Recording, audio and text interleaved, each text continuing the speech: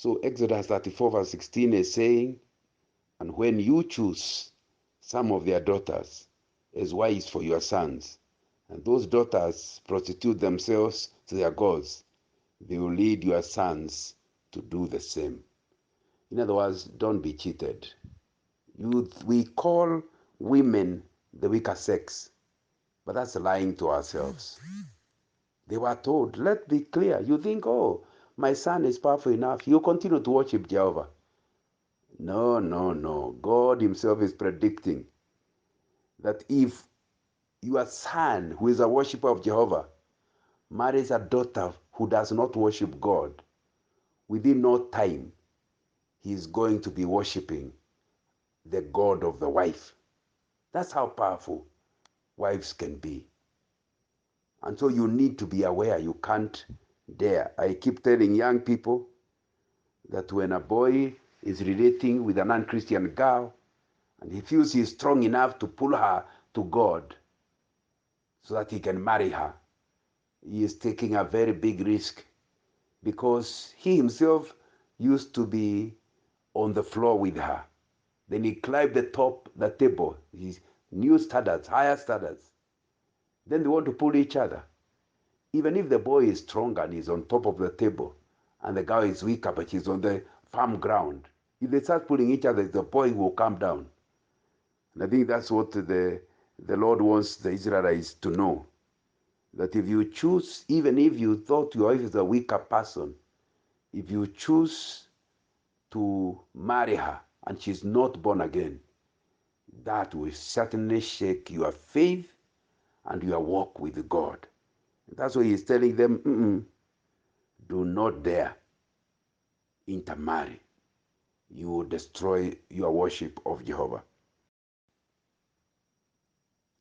In this Old Testament, marriage was a family affair.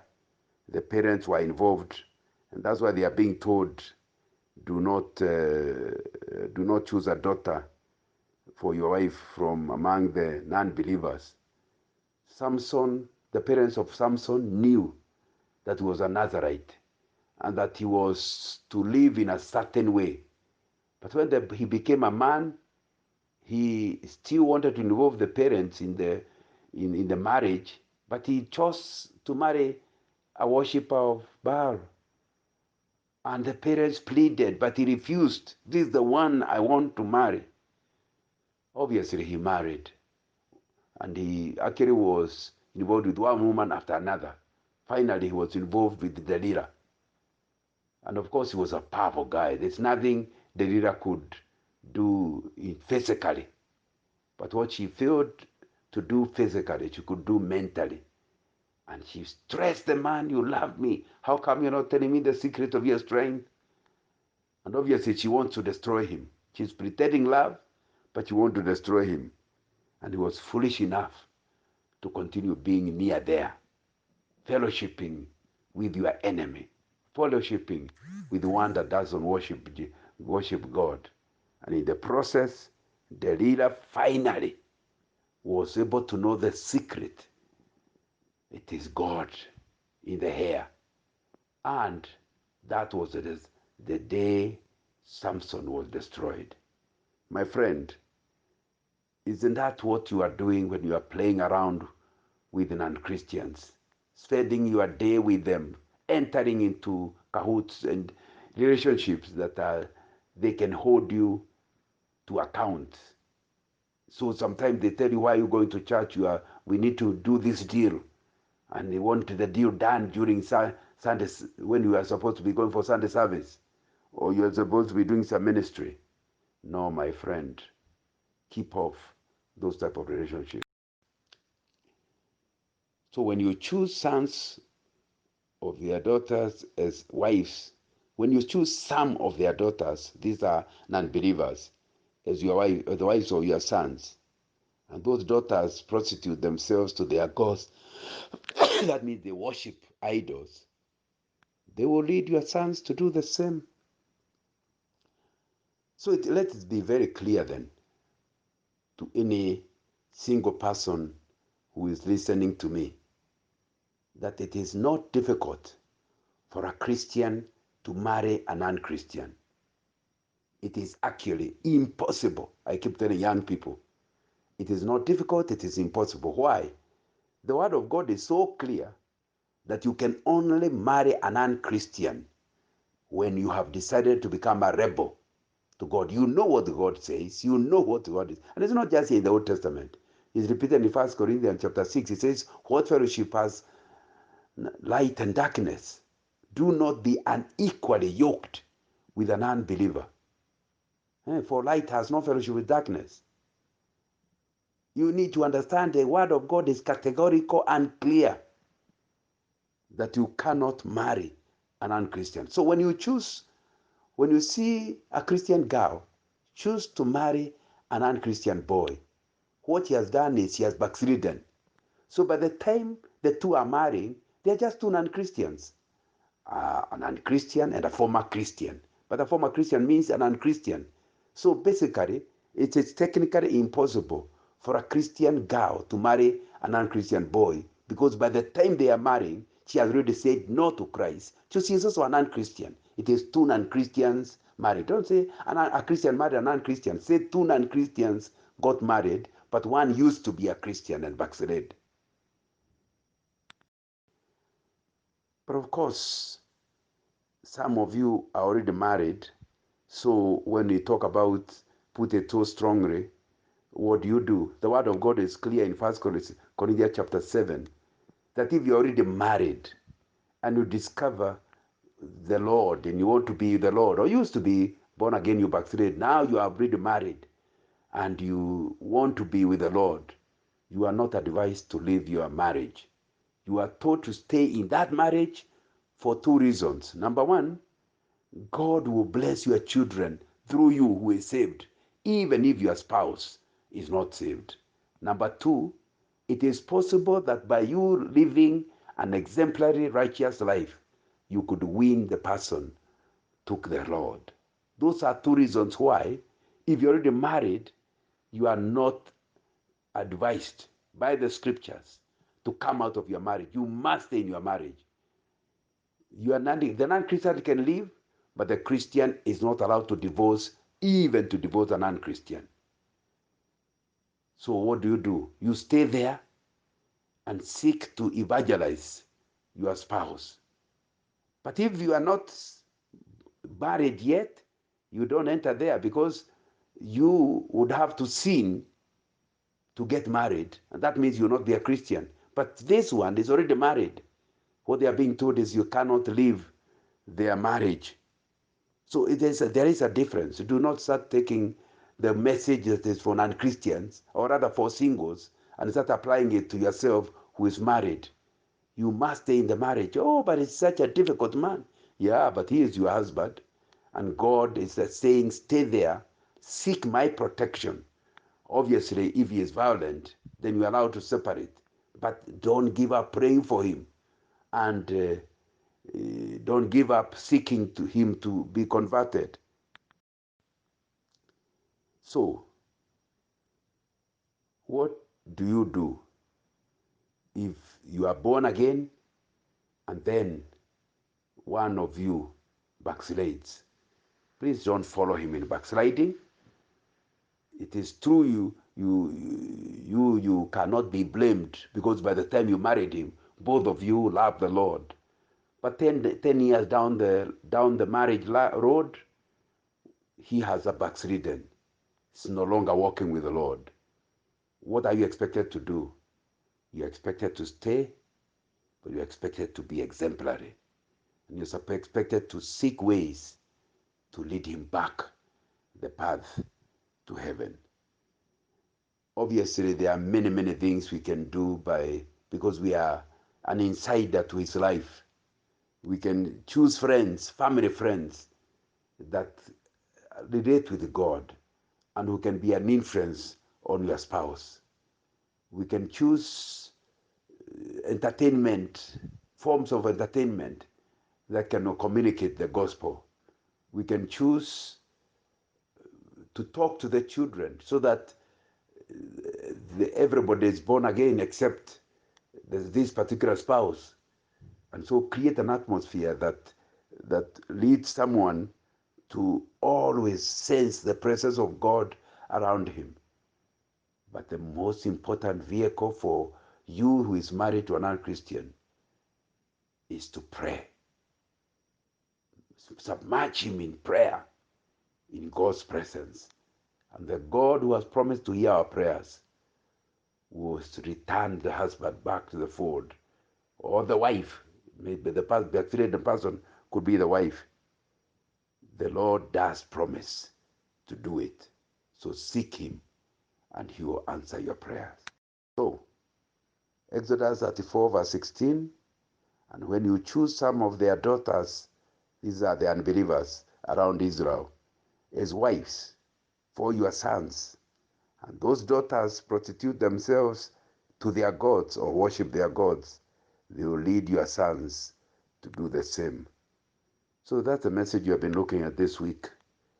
And you're praying that God in his wisdom will help us to see clearly that we must check our relationship. However, not all relationships that mislead us are involved in marriage. It may be you're a man, one of your business partners, and you respect him so highly, he is starting to put ideas in your mind. He starts making fun of you that when you go for an international trip, you can't sleep with the girls, and he's putting pressure on you. That is a relationship. It's not a marriage relationship, but you need to find a way of coming out of that relationship. It may be anybody you admire. You need to be very careful about who you regard as celebrity, because within no time, your admiration will make you stop thinking about what is wrong with him. And whatever he does, even wrong worship, will influence you to the wrong direction. So here, it's not just a question of marriage. When God is talking against relationships, it is any human relationship. Again, like we've seen before, you can evangelize non-Christians, but you should never socialize with a non-Christian. Whenever you are a non-Christian, you are seeking by every means. If you truly love them, you are seeking every means to lead them to God. So you will talk to them about God. And the more you talk to them about God, the more unlikely that you can have a deep social relationship. The only way you can have a social relationship with non-Christians is to hide the fact that you pity them and you are seeking to find a way of converting them because they are on their way to hell. So you need to rest every 24 hours. You need rest maybe every 2 hours or at least every 6 hours. You need rest every 7 days. But I think you also need rest annually.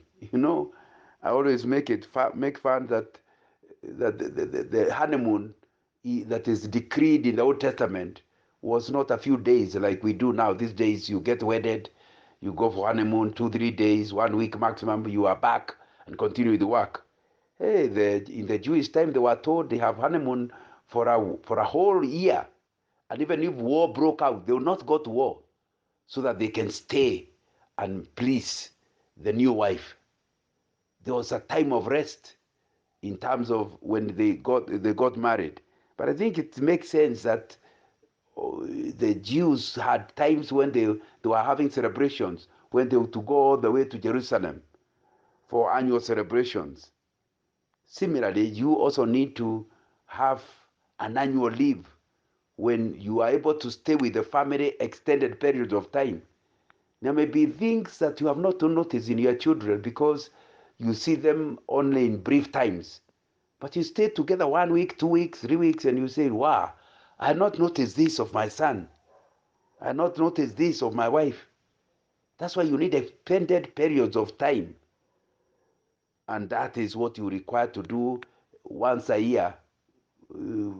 My suggestion is at least a month away from the things you do so that you can concentrate on your family and the body resting, but also investing in your family. My understanding is that you need rest. It's not you who says you must have rest.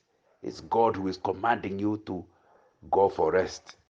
You see, Exodus 34 verse 21 is saying, 6 days you shall labor, but on the seventh day you shall rest.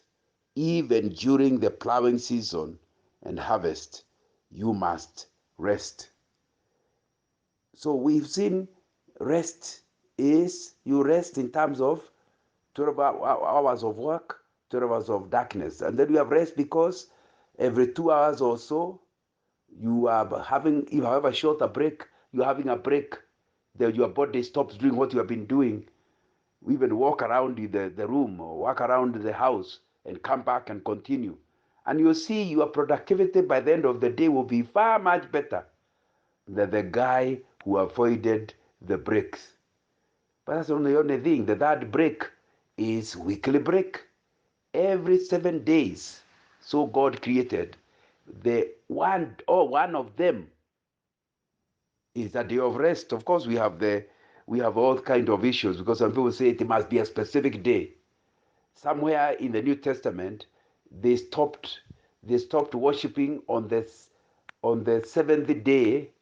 As the Jews were doing, the Christians started worshiping on the first day. Why? Jesus rose again on the first day of the week. And so they started worshiping the first day of the week. But that is still the seventh day because you have worked. You can see the formula here. You have to work 6 days and rest on the seventh. So whether it is a Sunday you rest or it is a Saturday you rest, the critical thing, if I'm understanding this one, is you must have worked for 6 days before you rest. So on a weekly basis, you need to have a day when you don't do work.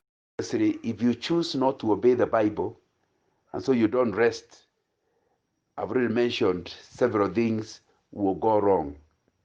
Number one, your productivity will go down. You have refused to go for short breaks, or you have refused to sleep in the night, or you have refused to have a day of rest once per week. My friend, you'll discover that people you thought were not working as hard as you end up passing the exam. You are studying full time. But of course, you had reached the point of diminishing returns. So for them, they have studied for less time, but they got more information than you. You worked longer in your garden, but you ended up doing wrong things when you got tired. Your crop is no better.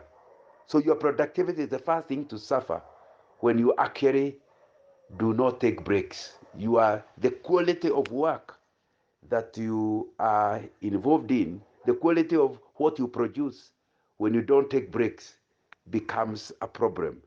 And so you need to ask yourself, do I want quality work? Do I want high standards? If the answer is yes, listen to the Bible. It is saying you must have breaks. You must take rest. And I think that will be something that you are talking about. So the first thing is your interest in doing a good job should make you leave what you are doing, do something else for a while, have a break. Somebody say that change is as good as a rest. Do something else somewhere else, come back, and you'll see the same thing with new eyes. And you might discover that the way you have been doing things is not the best.